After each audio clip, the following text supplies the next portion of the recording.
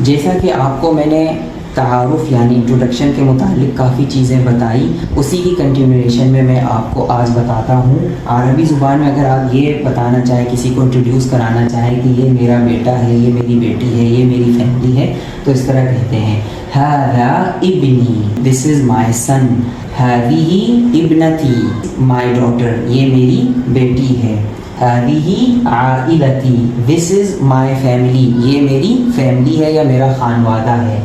اچھا، الاسرہ اور العائلہ، اس کے درمیان کیا فرق ہے؟ یہ دونوں کا تو مطلب اردو یا انگلش میں سیم ہی ہے، فیملی یا ہندی میں پریوار کہتے ہیں، لیکن ان میں کیا فرق ہے عربی زبان کے اندر؟